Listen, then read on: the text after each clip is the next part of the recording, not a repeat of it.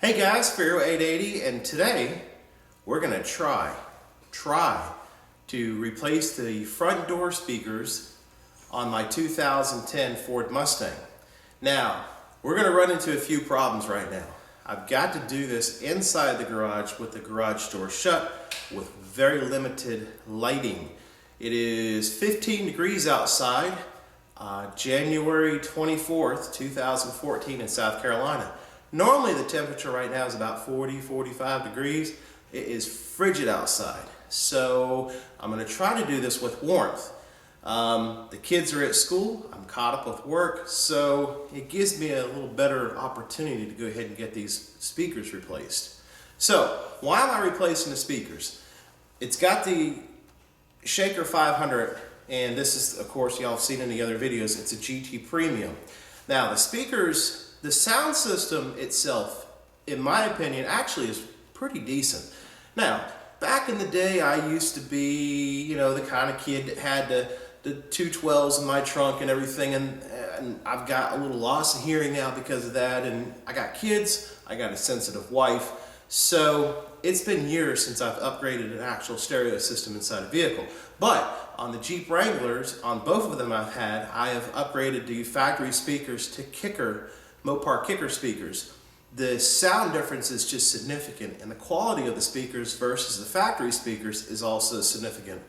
After doing lots of research, I found out that the Mustang has the same issue with the factory speakers. They're the factory 6x8s, 5x7s, and from what I understand, the quality of them is very poor. In a minute, what I'm going to show you is the main reason why this has come about. I've got a rattle in my driver's side door speaker. It is annoying as can be. The system still cranks and sounds fantastic, again, in my opinion. But I've got to take care of that issue with the driver's side door speaker.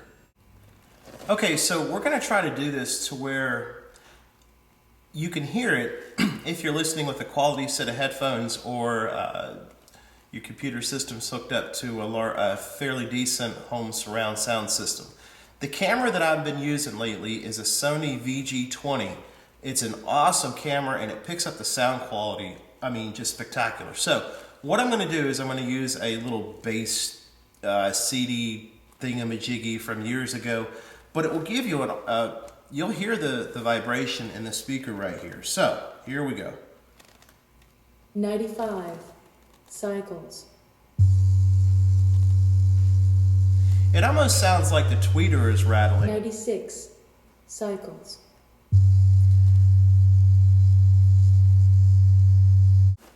Okay, so what I'm going to do now is I'm going to kind of give you an idea of what the sound system is like. Again, the sound quality is only going to be heard if you hear this with a set of headphones or a high quality computer system, sound system, or a home system.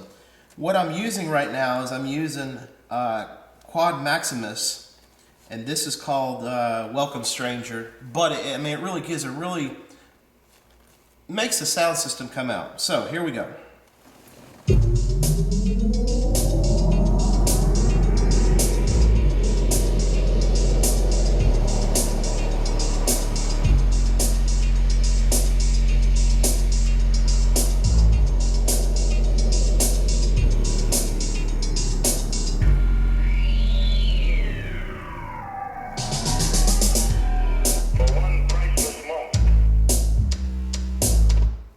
Okay, so that kind of gives you an idea. I'm going to pick one more song here just out of just random.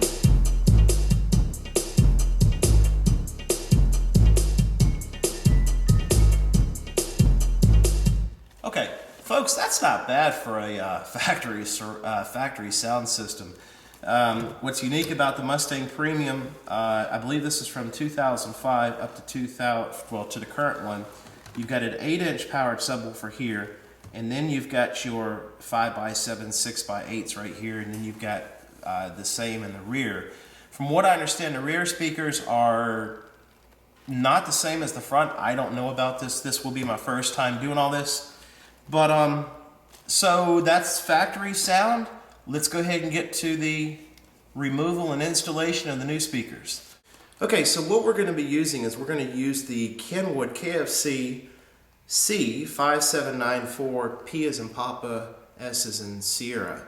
Now, I looked at I Googled the crap out of speakers for Mustangs, and I've seen people put the Infinity speakers in, I've seen people put the Pioneer speakers in, and right now I don't want to put much money into the speakers. Just don't ask. But I was trying to find a decent price on a fairly decent speaker. And this is what I came across. If you go to crutchfield.com, you can purchase these for $49.99 a pair. I went to my local car stereo shop, Roger Stereo in Greenville, and they matched the price. So I've got 3-way Kenwood speakers for $49.99 plus tax. That's a pretty decent deal. The only problem is Roger Stereo did not have the speaker adapter plug for the wiring. So we're going to tackle that here in just a little bit once I get everything removed. Alright, so let's get to it. I'm going to go ahead and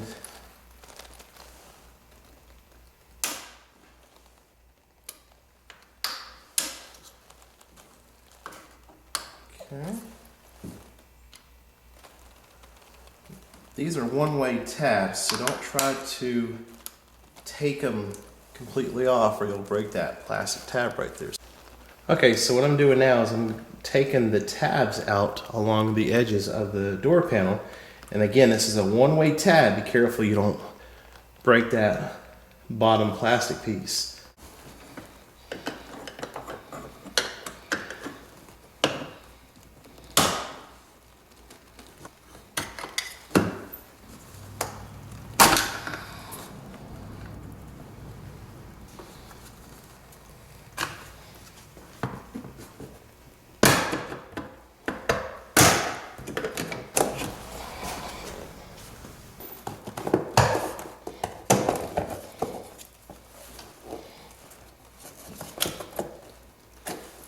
Now the only thing left to do before I start taking my bolts out is I've got to get this plastic retainer off as well that covers up the hole for the door lock.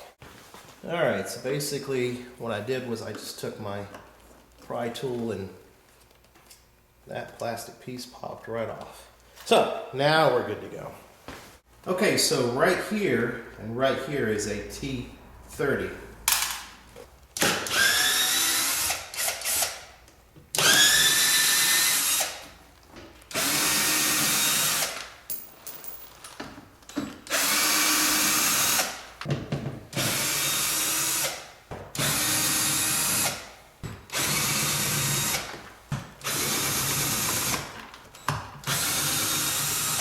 Okay, there's a 7mm bolt right here.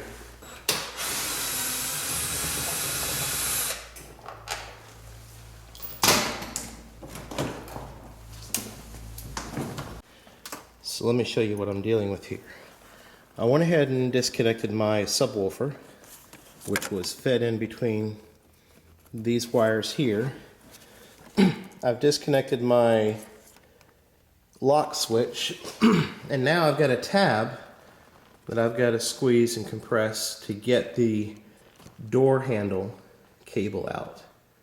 Now what I did is I've got my awesome pliers that I love, and I went in here and I squeezed the tabs and I was able to pull the cable right out. And well, I got one more wire, and I'm guessing this goes to the LED lighting. Okay, we are good to go. Okay, so there is the door panel completely removed correctly. And here is the inside of my door. And there is that crappy cheap speaker. So let's go ahead and get that off. Okay, T20.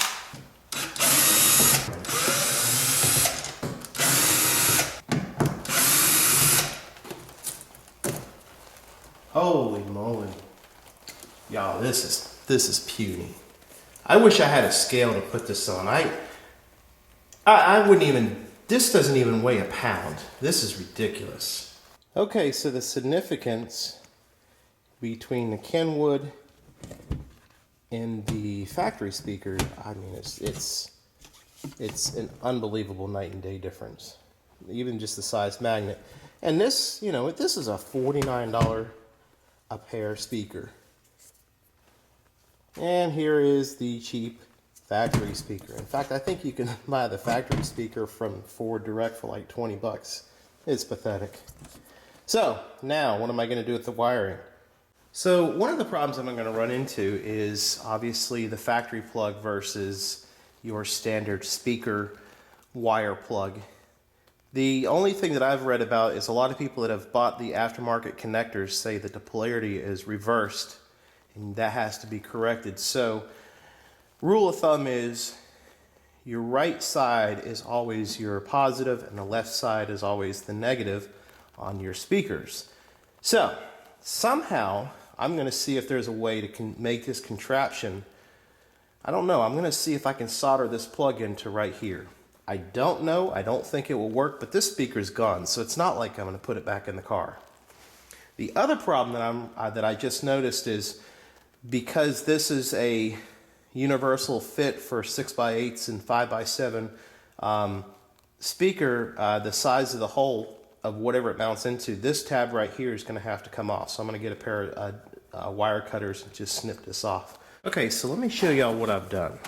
What I've done is I've taken the old factory plug off right here, snipped it off with some wire cutters, and what I'm thinking of doing is I'm thinking of soldering this on right here where it goes onto the speaker, and then I could just, because this was literally just glued onto the speaker rail on the factory one, and I'm thinking if I could solder this on right here, and then I can drop some epoxy on the bottom, and there's your factory connector.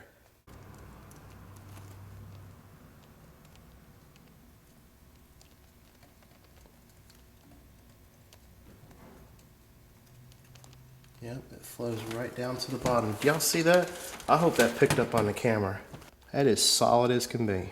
So I'm going to just drop a little drop of epoxy right down in there just to secure the plug to the post. And that's it. The polarity is correct. The positive is on the clip side. The negative is on the opposite side. So that's it. So now what I'm going to do is I'm going to, before I put my epoxy on, before I forget, I'm just going to snip this tab off. I'm not wiggling it too much. And there, comes off like a champ. Now one of the other things, I don't even know if this is possible, but the only thing that's missing from the Kenwood is this foam piece. Now I would love to somehow get that off in one piece.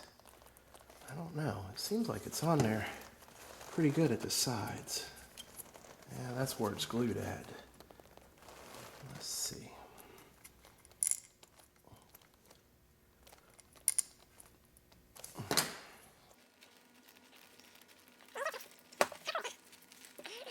Jinx it too much. Ah! Now that's still.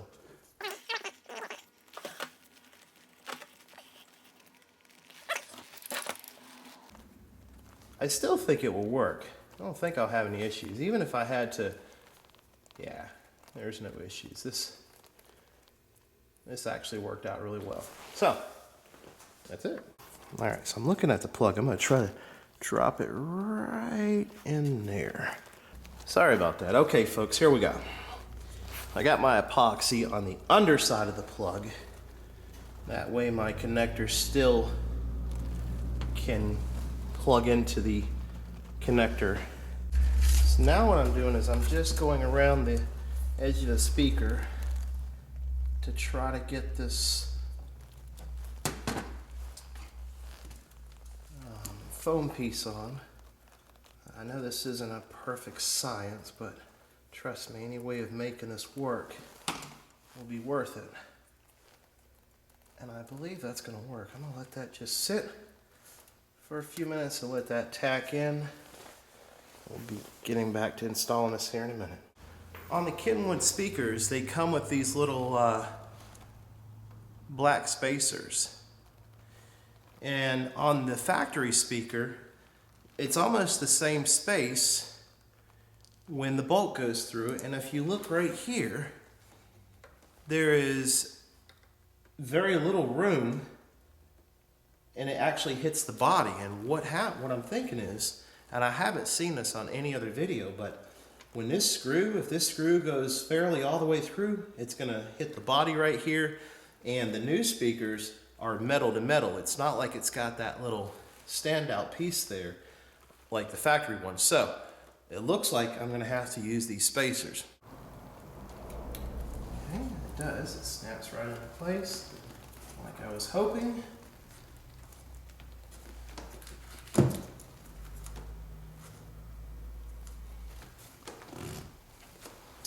Yeah, those spacers. Yeah, that's definitely a must.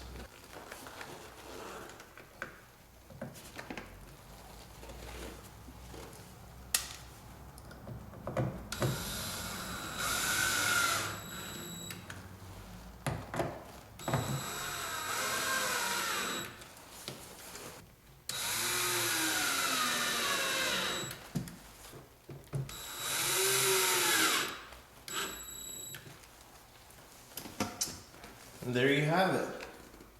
Old with a new.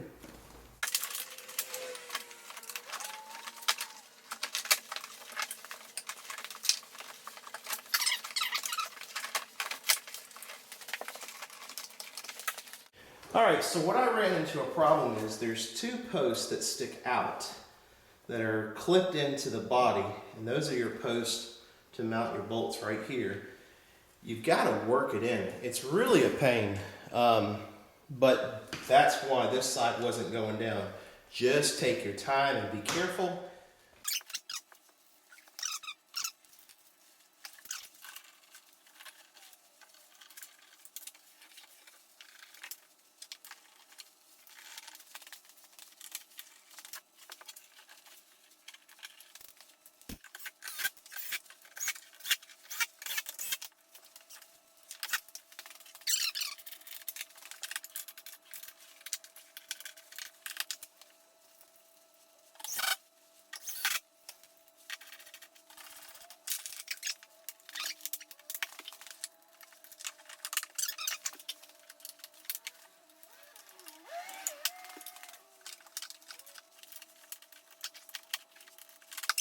Well, folks, it is done. How hard was it?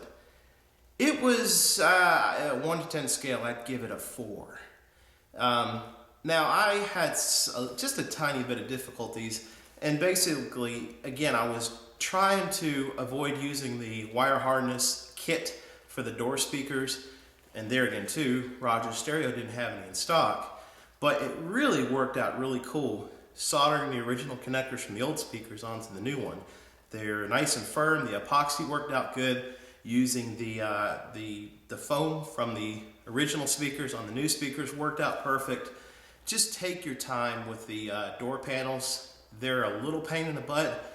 If you just take your time, maneuver them in a little bit, and just work the back and the front, it goes in just fine. Make sure you have all your tools ready to go. Your 7mm, your T-bits. I think it was a T20 and a T30. It went really good. So now we're gonna get to see how it sounds. Now the first thing I can tell you right now is I've got mids and I got my highs now because of the fingers.